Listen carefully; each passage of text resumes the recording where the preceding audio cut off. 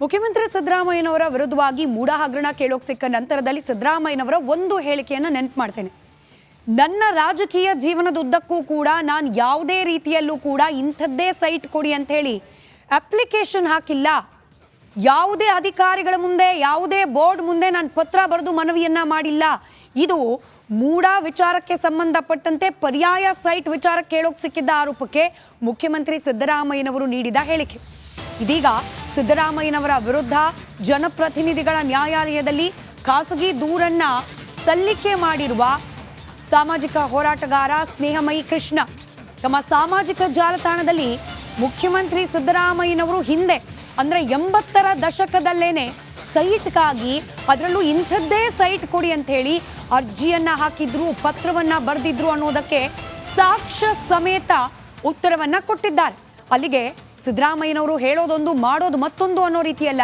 30 ವರ್ಷದ ಹಿಂದೆನೆ ಬದಲಿ ನಿವೇಶನಕ್ಕೆ ಪತ್ರ ಬರೆದಿದ್ದ ಸಿದ್ದರಾಮಯ್ಯನವರು ತಾವು ಬರೆದ ಪತ್ರದ ಬಗ್ಗೆ ತಾವೇ ಮರೆತು ಹೋದ್ರ ಅನ್ನೋ ಅನುಮಾನ. ಮತ್ತೆ ಕ್ಲಾರಿಫಿಕೇಶನ್ ಕೊಡ್ತಿದ್ದೇನೆ, ನಾವು ಈಗ ತೋರಿಸ್ತಿರುವ ಲೆಟರ್ಗೂ ಮೂಡಾ ಸೈಟ್ಗೂ ಸಂಬಂಧ ಇಲ್ಲ. ಇದು ಬೇರೆಯದ್ದೇ ಜಾಗದಲ್ಲಿ ಸೈಟ್ ಕೊಡುವ ವಿಚಾರಕ್ಕೆ ಬರೆದಿರುವ ಪತ್ರ. ಆದರೆ ಸಿದ್ದರಾಮಯ್ಯನವರ ಹೇಳಿಕೆಯನ್ನು ಆಧಾರವಾಗಿಟ್ಕೊಂಡು ಇದೀಗ ಸಾಮಾಜಿಕ ಹೋರಾಟಗಾರರು ಪ್ರಶ್ನೆ ಮಾಡ್ತಿದ್ದಾರೆ. ಯಾವ ಸೈಟ್ಗೂ ನಾನು ಪತ್ರ ಬರೆದಿಲ್ಲ ಅಂದ ಸಿದ್ದರಾಮಯ್ಯನವರು 1984ರಲ್ಲಿ ಹಾಗಾದ್ರೆ ಪತ್ರ ಬರೆದ ವಿಚಾರವನ್ನ ಮರ್ತು ಬಿಟ್ರಾ ಅನ್ನೋ ಪ್ರಶ್ನೆ ಕೇಳ್ತಿದ್ದಾರೆ. ರಾಜೀನಾಮೆ ಕೊಡಲಿ, ಯಾವುದೇ ತಪ್ಪು ಮಾಡಿಲ್ಲ, ನನ್ನ ಆದೇಶ ಇಲ್ಲ, ನನ್ನ ಪತ್ರ ಇಲ್ಲ, ನನ್ನ ಸ್ಟೇಟ್ಮೆಂಟ್ ಇಲ್ಲ. ಆದರೂ ಕೂಡ ಸಿದ್ದರಾಮಯ್ಯ ರಾಜೀನಾಮೆ ಕೊಡಬೇಕು, ಸಿದ್ದರಾಮಯ್ಯ ರಾಜೀನಾಮೆ ಕೊಡಬೇಕು. ಅಲ್ಲಿ ಯಾವುದೇ ತಪ್ಪು ಮಾಡಿಲ್ಲ, ನನ್ನ ಆದೇಶ ಇಲ್ಲ, ನನ್ನ ಪತ್ರ ಇಲ್ಲ, ನನ್ನ ಸ್ಟೇಟ್ಮೆಂಟ್ ಇಲ್ಲ. ಆದರೂ ಕೂಡ ಸಿದ್ದರಾಮಯ್ಯ ರಾಜೀನಾಮೆ ಕೊಡಬೇಕು, ಸಿದ್ದರಾಮಯ್ಯ ರಾಜೀನಾಮೆ. ಗಂಡೆಲ್ಲದರ ನಡುವೆ ಕುಮಾರಸ್ವಾಮಿ ಹಾಗೆ ಡಿ.ಕೆ. ಶಿವಕುಮಾರ್ ಅವರ ನಡುವಿನ ಟಾಕ್ ವಾರ್ ನಿಲ್ಲೋ ಲಕ್ಷಣ ಕಾಣ್ತಾ ಇಲ್ಲ. ಇದೀಗ ಟಾಕ್ ವಾರ್ ಮೆಂಟಲ್ ವಾರ್ ಸ್ವರೂಪವನ್ನು ಪಡೆದುಕೊಂಡಿದೆ. ಮತ್ತೆ ಜೈಲ್ ಸೇರ್ತಾರೆ ಡಿ.ಕೆ. ಶಿವಕುಮಾರ್ ಅನ್ನೋದನ್ನ ಪರೋಕ್ಷವಾಗಿ ಭವಿಷ್ಯ ನುಡಿದಿದ್ದಾರೆ ಕೇಂದ್ರ ಸಚಿವ ಕುಮಾರಸ್ವಾಮಿ. ಕುಮಾರಸ್ವಾಮಿ ಅವರ ಈ ಮಾತಿನ ಹಿಂದಿನ ಅರ್ಥ ಏನು ಅನ್ನೋ ವಿಚಾರಕ್ಕೆ ಇದೀಗ ಕುತೂಹಲ ಹೆಚ್ಚಾಗ್ತಾ ಇದೆ. ಇಬ್ಬರು ನಾಯಕರ ಹೇಳಿಕೆ ಹಿಂದೆ ಅನುಮಾನಗಳು ಸಾಲು ಸಾಲಾಗಿ ಅನಾವರಣ ಆಗ್ತಿದೆ. ಒಂದು ಹೇಳಿಕೆ, ನೂರಾರು ಶಂಕೆ. ಕುಮಾರಸ್ವಾಮಿ ಅವರು ಇಂಥ ಅನುಮಾನ ಬರ್ಲಿಕ್ಕೆ ಕಾರಣವಾದ ಮಾತು ಆಡಿದ್ದಾದ್ರೂ ಏನು, ಕೇಳಿಸ್ಕೊಳ್ಳಿ. ಉಚ್ಚಾಸ್ಪತ್ರೆಗೆ ಸೇರ್ಸೋಣ, ಉಚ್ಚಾಸ್ಪತ್ರೆಗೆ ಕುಮಾರಸ್ವಾಮಿಗೆ ಮೆಂಟಲ್ ಹಾಸ್ಪಿಟ್ಲಿಗೆ ಸೇರ್ಸೋಣ. ಅವ್ರ ತಂದೆ ಮೇಲೆ 85ರಲ್ಲಿ ಅಸೆಂಬ್ಲಿಗೆ ನಿಂತಿದ್ದೀನಿ ನಾನು. ಬಂಗಾರಪ್ಪನವ್ರ ಸಂಪುಟದಲ್ಲಿ ಮಂತ್ರಿ ಆಗಿದ್ದೀನಿ ನಾನು. ನಂದು ಎಸ್.ಎಂ. ಕೃಷ್ಣನ್ ಸಂಬಂಧ ಏನು ಅಂತ ಅವನಿಗೇನು ಗೊತ್ತಿದೆ? ಪಾಪ ಏನೋ ಮೆಂಟಲ್ ಆಗಿದ್ದಾನೆ. ಒಂದು ಹಾಸ್ಪಿಟ್ಲಿಗೆ ಎನ್ಕ್ವೈರಿ ಮಾಡ್ಸೋಕ್ಕೆ ಸ್ವಲ್ಪ ಅವರ ಪಾರ್ಟಿಯವ್ರಿಗೋ ಅವ್ರ ಲೀಡರ್ಗಳಿಗೋ ಯಾರು ಹಿತೈಷಿಗಳು ಯಾರು ಇದ್ರೆ ಹೇಳೋಣ. ಯಾರು ಹೋಗ್ತಾರೆ ಆಮೇಲೆ ನೋಡೋಣ ಬನ್ನಿ ಸರ್. ಬೇರೆ ಗೇಟ್ ನಾವು ಮೆಂಟಲ್ ಆಸ್ಪತ್ರೆಗಾದ್ರೂ ಹೋಗಿ ಟ್ರೀಟ್ಮೆಂಟ್ ತಗೋಬಹುದು.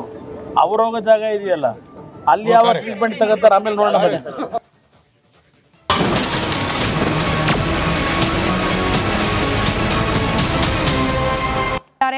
ಆದ ಅಚಾತುರ್ಯವನ್ನ ಸರಿಪಡಿಸೋ ಪ್ರಯತ್ನ ಮಾಡ್ತೀವಿ ಇತ್ಯಾದಿ ಇತ್ಯಾದಿ ಹೇಳಿಕೆ ನೀಡ್ತಿದ್ದಾರೆ. ನೀರಾವರಿ ತಜ್ಞರು ಮಾತನಾಡಿದ್ದನ್ನ ಕೇಳಿಸ್ಕೊಂಡ್ರಿ. ಸಂಪೂರ್ಣವಾಗಿ ನೀರು ಖಾಲಿ ಮಾಡದೆ ಇದನ್ನು ರಿಪೇರಿ ಮಾಡ್ಲಿಕ್ಕೆ ಸಾಧ್ಯವೇ ಇಲ್ಲ ಅಂತಿದ್ದಾರೆ. ನೀರಿನ ನಿರ್ವಹಣೆಯಲ್ಲಿ ನಮ್ಮ ರಾಜ್ಯ ಸರ್ಕಾರಗಳು ಯಾವುದೇ ಪಕ್ಷ ಇರಲಿ ಎಷ್ಟರ ಮಟ್ಟಿಗೆ ಚಾಣಾಕ್ಯತನವನ್ನು ಪ್ರದರ್ಶಿಸಿದ್ದಾರೆ ಅನ್ನೋದಕ್ಕೆ ಕಾವೇರಿ ವಿಚಾರದಲ್ಲಿ ನಾವೆಲ್ಲರೂ ಕೂಡ ಗಮನಿಸಿದ್ದೀವಿ. ಕುತ್ತಿಗೆಗೆ ಬಂದಾಗ ತಮಿಳುನಾಡು ಮೇಲೆ, ಕೇಂದ್ರ ಸರ್ಕಾರದ ಮೇಲೆ ಗೂಬೆ ಕೂರಿಸೋದು, ಇರೋ ಹೊತ್ತಿನಲ್ಲಿ ನಿರ್ವಹಣೆ ಮಾಡಿದ್ರ ಅನ್ನೋ ಪ್ರಶ್ನೆಗೆ ಯಾರ ಹತ್ರವೂ ಉತ್ತರ ಇಲ್ಲ. ಟಿ.ಬಿ. ಡ್ಯಾಮ್ ವಿಚಾರದಲ್ಲೂ ಕೂಡ ರಾಜಕಾರಣಿಗಳದ್ದು ಅಂಥದ್ದೇ ಧೋರಣೆ ಕಾಣಲಿಕ್ಕೆ ಸಿಗ್ತಾ ಇದೆ.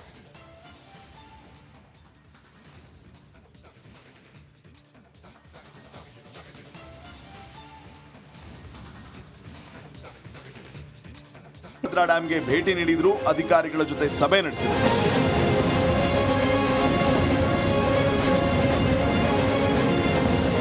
ಇಷ್ಟು ದಿನ ಬರೀ ರಾಜಕೀಯ ಕೆಸರೆರಚಾಟ, ಏಟು ಎದುರೇಟು, ಪರಸ್ಪರ ವಾಕ್ ಸಮರದಲ್ಲೇ ನಾಯಕರು ಬ್ಯುಸಿ ಆಗ್ಬಿಟ್ಟಿದ್ದಾರೆ. ಇನ್ನಾದ್ರೂ ಅದನ್ನೆಲ್ಲ ಬಿಟ್ಟು ಆಡಳಿತ ನಿರ್ವಹಣೆ ಬಗ್ಗೆ ಕೊಂಚ ನಿಗಾ ವಹಿಸಬೇಕಾಗಿದೆ. ಇಲ್ಲದೆ ಇದ್ರೆ ಇನ್ನೂ ಅದೇನ್ ಅವಾಂತರಗಳು ಸೃಷ್ಟಿಯಾಗುತ್ತೋ ಏನೋ. Bureau report, republic Kannada. ಆಗಿರ್ಬೇಕು ಅಂತೇಳಿ ಎಲ್ಲರೂ ಕೂಡ ಇನ್ಸ್ಟ್ರಕ್ಷನ್ಸ್ ಕೊಟ್ಟಿದ್ದೀವಿ. ಅವ್ರ ಒಂದು ಒಪಿನಿಯನ್ ಏನಿದೆ ಅಂತಂದರೆ, ನೀರು ಓಪನ್ ಮಾಡದೆ ನಾವು ಅದನ್ನು ರಿಪೇರಿ ಮಾಡೋಕ್ಕಾಗೋದಿಲ್ಲ ಅಂತ. ಬಟ್ ಎಕ್ಸ್ಪರ್ಟ್ಸ್ ಕಮಿಟಿ ಏನು ಹೇಳ್ತಾರೆ ಅಂದ್ಬಿಟ್ಟು ಅಲ್ಟಿಮೇಟ್ಲಿ ಫೈನಲ್ ನಾವು ನೋಡಬೇಕಾಗಿದೆ. Dam important. ಈ ಡ್ಯಾಮು ತುಂಗಭದ್ರಾ ಡ್ಯಾಮ್ ಏನಿದೆ, ಸುಮಾರು 12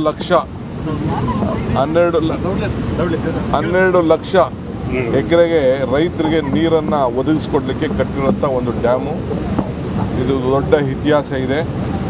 ಎಲ್ಲ ಕಾಲದಲ್ಲೂ ಕೂಡ ಈ ಡ್ಯಾಮು ಭಾಳ ಉತ್ತಮವಾದ ರೀತಿಯಲ್ಲಿ ಕಾರ್ಯವನ್ನು ನಿರ್ವಹಿಸ್ತಾ ಇದೆ. ಸೊ ತುಂಗಭದ್ರಾ ಡ್ಯಾಮು ಒಂದು ಅದಕ್ಕೆ ಆದಂಥ ಒಂದು ಅಥಾರಿಟಿ ಇದೆ ಅನ್ನೋದು ಕೂಡ ತಮಗೆಲ್ಲ ಗೊತ್ತಿದೆ. ಸೊ ಬೋರ್ಡ್ ಇದೆ.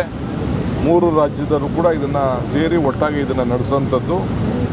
10ನೇ ತಾರೀಕು ಅಂದರೆ ನಿನ್ನೆ ರಾತ್ರಿ 12:50 10 ಗೇಟ್ಗಳು ಕಾರ್ಯನಿರ್ವಹಿಸ್ತಾ ಇತ್ತು. 10 ಗೇಟಲ್ಲಿ 19ನೇ ಗೇಟ್ ಏನಿದೆ ಅದು ಕೂಡಲೇ ಚೈನ್ ಡ್ಯಾಮೇಜ್ ಆಗಿ ಆ ಗೇಟ್ ಕಟ್ಟಾಗಿ ಹೋಗಲಿ. ಇಲ್ಲಿ ನಾವು ದೂಷಣೆ ಮಾಡಬೇಕಾಗಿರೋದು ಕೇವಲ ಆಡಳಿತ ಪಕ್ಷ ಒಂದನ್ನು ಮಾತ್ರನ. ನಿನ್ನೆ ರಾತ್ರಿ ಆದ ಅವಘಡ ಈಗಷ್ಟೇ ಡಿ.ಕೆ. ಶಿವಕುಮಾರ್ ಅವರು ಹೇಳಿದ್ದನ್ನು ಕೇಳಿಸ್ಕೊಂಡ್ರಿ. ನಿನ್ನೆ ಮೊನ್ನೆ ಇಡೀ ಸರ್ಕಾರ, ವಿರೋಧ ಪಕ್ಷಗಳ ನಾಯಕರು ಎಲ್ಲಿದ್ರು, ಏನು ಮಾಡ್ತಿದ್ರು ನಿಮಗೆ ನೆನಪಿದೆ. ಒಬ್ಬರು ಸ್ವಪ್ರತಿಷ್ಠೆಯನ್ನು ಉಳಿಸ್ಕೊಳ್ಳಿಕ್ಕೆ ಸಮಾವೇಶ, ಮತ್ತೊಬ್ಬರು ಅದನ್ನು ಪ್ರಶ್ನೆ ಮಾಡ್ತಾ ಪಾದಯಾತ್ರೆ, ಪಾಲಿಟಿಕ್ಸ್. ಅಲ್ಲಿಗೆ ನಮ್ಮ ಆಡಳಿತ ಪಕ್ಷ, ವಿರೋಧ ಪಕ್ಷದ ನಾಯಕರು ಎಲ್ಲರೂ ಕೂಡ ತಮ್ಮ ತಮ್ಮ ರಾಜಕೀಯ ಬೇಳೆಯನ್ನು ಬೇಯಿಸ್ಕೊಳ್ಳಿಕ್ಕೆ ಬ್ಯುಸಿಯಾಗಿದ್ದ ಸಮಯದಲ್ಲೇ ಚೈನ್ ಲಿಂಕ್ ಕಟ್ಟಾಗಿದೆ. ಹಾಗಾದರೆ ನಾವಿಲ್ಲಿ ದೂಷಣೆ ಮಾಡಬೇಕಾಗಿರೋದು, ಹೊಣೆಗಾರರನ್ನು ಮಾಡಬೇಕಾಗಿರೋದು ಕೇವಲ ಆಡಳಿತ ಪಕ್ಷ ಮಾತ್ರವಾ? ವಿರೋಧ ಪಕ್ಷಗಳ ಹೊಣೆಗಾರಿಕೆ ಇಲ್ವಾ? ಸರ್ಕಾರವನ್ನು ಎಚ್ಚರಿಸಬೇಕಾಗಿದ್ದ ವಿರೋಧ ಪಕ್ಷದ ನಾಯಕರದ್ದು ಕೂಡ ಮತ್ತೊಂದು ರೀತಿ ಹೇಳಿಕೆ. ಈ ತುಂಗಭದ್ರಾ ಡ್ಯಾಮ್ನ ಗೇಟ್ನ ಚೈನ್ ಕಟ್ಟಾದ ವಿಚಾರಕ್ಕೆ ಬೊಮ್ಮಾಯಿ ಅವರು ಮಾತನಾಡಿದ್ದಾರೆ, ಕುಮಾರಸ್ವಾಮಿ ಮಾತನಾಡಿದ್ದಾರೆ. ಸಮರ್ಥನೆ, ಸರ್ಕಾರದ ವಿರುದ್ಧ ದೂಷಣೆ. ಕೇಳಿಸ್ಕೊಳ್ಳಿ ಇಬ್ಬರ ಮಾತು. ತುಂಗಭದ್ರಾ ಡ್ಯಾಮು ಸ್ವತಂತ್ರ ಪೂರ್ವದಲ್ಲಿ ನಿರ್ಮಾಣ ಆಗಿರುವಂಥ ಒಂದು ಡ್ಯಾಮು. ಕಾಲಕ್ಕೆ ಹಲವಾರು ಸಮಸ್ಯೆಗಳನ್ನು ಎದುರಿಸ್ತಾ ಇತ್ತು. ಒಂದು ಕಡೆ ಹೂಳು ತುಂಬಿರುವಂಥದ್ದು ಭಾಳ ದೊಡ್ಡ ಸಮಸ್ಯೆ ಇದೆ. ಅದಕ್ಕಾಗಿ ಈಗಾಗಲೇ ಸಮಾನಾಂತರವಾದ ಡ್ಯಾಮನ್ನು ಕಟ್ಟಬೇಕು ಅಂತ DPR ಮಾಡಿ ನಮ್ಮ ಕಾಲದಲ್ಲಿ ಎಲ್ಲರೂ ಸಿದ್ಧತೆ ಮಾಡಿದ್ವಿ. ಇದರ ಜೊತೆಗೆ ಡ್ಯಾಮ್ ಮ್ಯಾನೇಜ್ಮೆಂಟ್ ಕಮಿಟಿ ಇರ್ತದೆ. ಅವರು ಕೇಂದ್ರ ಸರ್ಕಾರದಿಂದ ಬಂದು ಹಲವಾರು ಸಲಹೆಗಳನ್ನು ಕೊಟ್ಟಿರ್ತಾರೆ. ಆ ಸಲಹೆಗಳನ್ನು ರಾಜ್ಯ ಸರ್ಕಾರ ಹೈಯೆಸ್ಟ್ ಪ್ರಯಾರಿಟಿ ಮೇಲೆ ಮಾಡಬೇಕು.